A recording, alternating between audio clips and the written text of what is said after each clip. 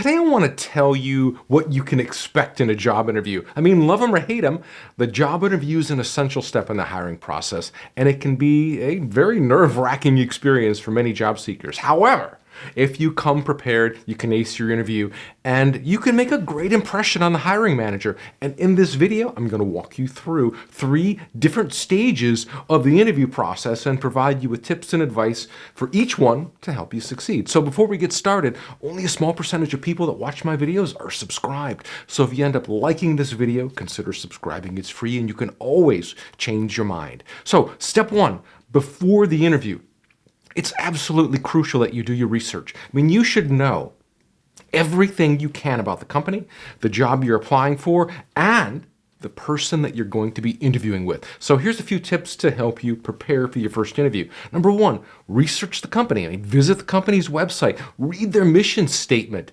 and understand what their mission statement is, because you might be able to share that in the interview and kind of acknowledge that you understand where they're going and why they're going there. And you want to learn about their products, their services. I mean, if possible, you should have some idea of who their competitors are and who their customers are. And you can also look at their social media profiles to get a better sense of their culture and their values. Number 2, know the job description. I mean, make sure that you understand the responsibilities and the requirements of the job that you're applying for. And you want to be prepared to talk about how your skills and your past skills and your experience match the job description.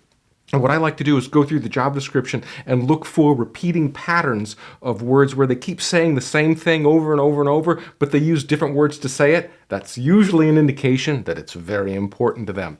So next one here, number 3, prepare your responses. So think about the questions that an interviewer might ask you and then prepare your responses in advance. I mean, that seems pretty good advice there. And what you want to do is you want to practice these questions with a friend or a family member. And if you don't have either to help you out with, you can always just get a camera and a mirror and look at it and just record yourself with a video camera. Now, some of the common questions that you're going to get asked during the first interview is, tell me about yourself. Why do you want to work here? Maybe what interested you about this job? Or one of my favorites, what are you looking for? Or what are you looking for in a new job that you don't have in your current job? Those are the kind of questions that you're going to want to be ready for. If you just sit there and say, well, I don't know, they're probably just going to say, next, can we have the next candidate, please? All right, so let's move on here to number 4.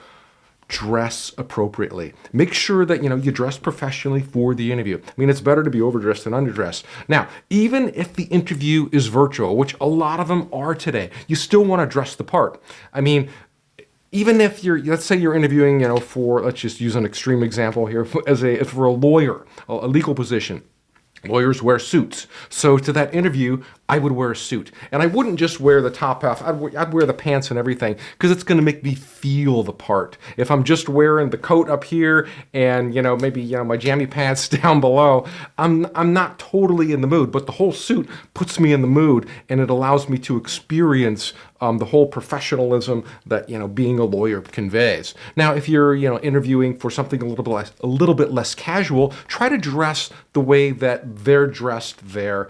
And, like I said, whether that's virtual or not, still dress the part. It just helps you in your head visualize yourself, just being in that environment. Okay, let's move on here to number 5. What you want to do is make sure that you bring all of the necessary documentation. Make sure you have extra copies of your references, your resume, and any other documents, like maybe a portfolio of your work. Let's say, you're interviewing for a graphic artist position.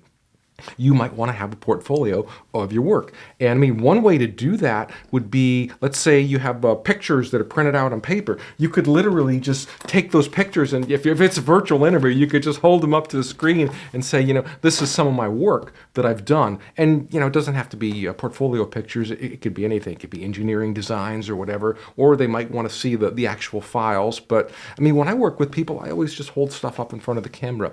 But obviously, if you're interviewing with them in person, bring those documents with you and have them ready and be prepared to talk about them. Okay, let's move on here to step 2. During the interview, it's absolutely essential to make a good impression. And here's a few tips on how to help you do that. Number 1, you got to be on time. You got to be at least, 10 to 15 minutes early for the interview. Again, even if this is a virtual interview, show up to that chat box or that virtual center there, 5 to 10, 15 minutes early.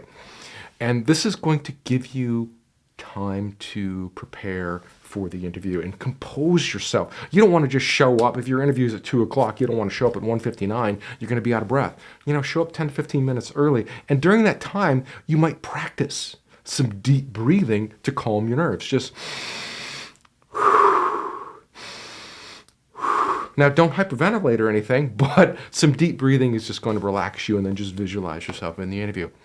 The next thing you're going to do is greet the interviewer. So when you meet that interviewer, you always want to make good eye contact. Again, even if it's virtual, make eye contact. It's because as humans, that's one way that we judge people as to whether they look in our eyes or not. And then again, give a firm handshake if you can, if it's not a virtual interview. And this is going to show them that, you're confident and you're professional and, that you're not afraid of germs, I guess. So let's move on here to number 3. Listen carefully to the questions that the interviewer asks. Now, I know that you're going to prepare ahead of time, but you don't want to be so prepared and over-rehearsed that you walk into the interview and they ask you some questions and then you just start blurting out stuff. You want to listen carefully and take your time to answer them. Don't rush those answers. Digest the question. And again, if you're not sure, just ask them to, repeat the question or maybe ask it a different way. But if you have to ask them more than once or twice to, repeat a question or can you say it a different way, that's not going to make you look very good. So try to you get one of those, maybe 2, but I wouldn't go beyond that. All right, number 4, be honest. Don't exaggerate your skills or your experience. Be honest about your ability and your limitations. And don't mislead them. After all, this is a place that you might work at. And you don't want to start your relationship based on lies. It's not very healthy. And again, number 5, ask the interviewer questions about the company, the job, and the team that you're going to be working with. You always want to have good questions to ask your interviewer, challenging questions. Don't necessarily ask them about their stock price or anything, unless you're interviewing for a finance position. Ask them relevant questions. And this is where reading and understanding the job description comes in, like I just mentioned a little bit ago. The more you understand about that job description and the potential, responsibility you might have in this role, hopefully that stimulates your mind into coming up with some questions and say, hey, what about this? What about that? Am I going to be accountable for this? What are the accountabilities in this position? What are you looking for in the way of growth? Now, I have a whole book on those. Right here in this book here, I have about 10 or 15 questions that you can ask your interviewer or ones that you might want to ask your interviewer. You can get this from jobinterviewtools.com/top10. But that book is going to just kind of stimulate your mind into helping you come up with some questions that you might want to ask. And this is going to show that you're interested in the position because people who ask questions are interested in things. That's why they're asking the questions. And lastly, number 6, always end your interview on a positive note. Thank the interviewer for their time and express your interest in the position. You might even say, hey, I really enjoyed meeting with you today, and you might reference a couple of points about the interview. Say, hey, I'm really interested in these kinds of things that you're doing, and then you ask about the next steps in the hiring process. And you might say, when do you plan to make a hiring decision? Or, how many other people do you have to interview before, we move into the second round or whatever. You're going to have to be prepared to ask a follow-up question at the end of the interview, but at the same time, you want to ask, relevant questions that make sense. If they already told you what the next steps are in the process earlier on in the interview, then you don't want to ask that again, okay? And then in step 3, after the interview, it's so important that you follow up with your interviewer. And here are a few follow-up tips to help you out. Number 1, send a thank you note within 24 hours or less of the interview and send that to your interviewer. Now, if you're interviewing with a panel of people, let's say there are 6 people, I suggest only sending it to 1, which would be the hiring manager, and maybe 2 at the most, but don't send it to all 6. And this is going to show that you appreciate their time, you respect the time, and that you're interested in the job. That's one of the things people don't understand. Sending out a thank you letter really shows your interviewer that you're interested in the job and that you want it. And even for my friends across the pond in Great Britain, they've always been of the mindset that, oh no, you never send a thank you letter. That's just unheard of. Well, I had some of my friends over there actually do it. They watched some of my other videos where I recommended that, and they sent out thank you notes after their interview. And you know what? In 2 or 3 instances specifically, and I know this because they wrote back to me and they said, Don, I've never done that before. I've never sent out a thank you note, I'm from Britain here. They sent out the thank you note, and their interviewer said, wow, I've never really had anyone do that before. You can have the job, would like to have you on board. I mean, they really appreciated that. And it's like it kind of just knocked them over a little bit, because it's a kind thing to do. It's a respectful thing to do. It's not a pushy thing to do. I mean, you're just saying, hey, thanks for your time. I really enjoyed meeting with you, and I'm really interested in this position. It's a great thing to do, no matter where you are in the world. Send a follow-up letter. It's not going to hurt. All right, number 2, be patient. Hiring decisions take time. So be patient, and you don't want to follow up too frequently. I mean, if you're not getting a response, from the emails that you send, try calling them, or, leave a message on their voice machine, or text message them if you have their phone number. But you don't want to keep sending email if they never reply. And you don't want to have already sent out 5 or 6, 7, 8 emails with no replies. If you're not getting replies, that either means that, they're just not active on that channel, or not active on email, or maybe they're ignoring you. I don't know. But you might even consider messaging them on social media, like through LinkedIn. So you look them up on LinkedIn and send them a message that way. Find something that works if they're not getting back to you, but you don't want to overdo it. And I suggest only following up with people maybe, once a week at the most. And then in step 3, evaluate the interview. So at the end of everything, take some time to reflect on the interview. Think about what went well. Think about, what you could improve on for the next time. Think about some of the questions that you got stumped on. Think about, how you felt when they asked you a question you didn't know how to answer it. Or think about when they asked you that question, how your mind just kind of went all over the place and you just started talking in circles. And reflect on that. And this is how you grow through the process. I mean, going on your first interview, you're probably not going to be that great. I wasn't. I don't know of anybody who is. But the more interviews that you go on, the more comfortable you're going to get. So one of the things I always used to like to do is, because I got really nervous on interviews, I still do probably. But what I like to do is, if possible, I would like to schedule 2 interviews in one day. I would schedule one in the morning, and then I would schedule one in the afternoon.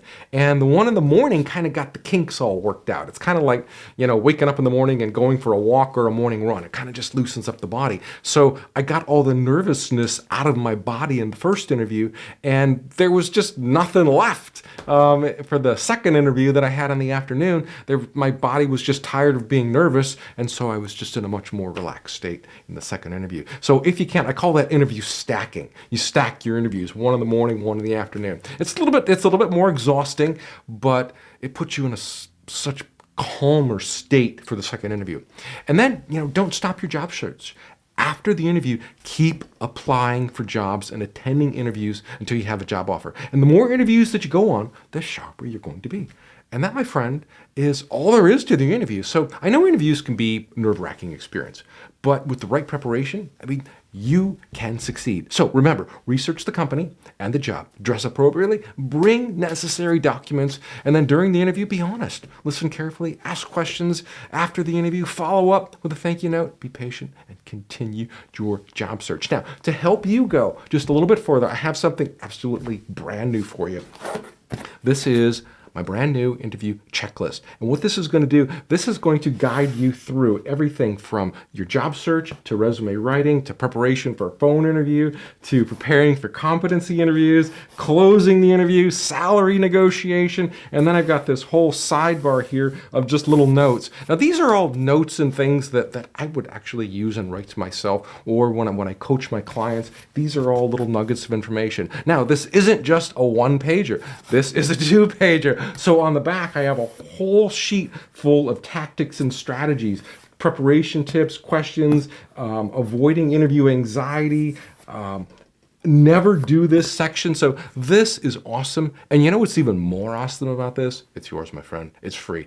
Today only, you can get this from jobinterviewtools.com/checklist. Just put in your name, your email address, and I will send this out to you in a PDF format. You can have it just like that. And you can go through all of these things, and this will be like just kind of like a mental tool to help you get going. Now, I'll tell you, this is unlike any checklist I've ever seen in my life. I looked at a lot of different interview checklists that were out there before I put this together.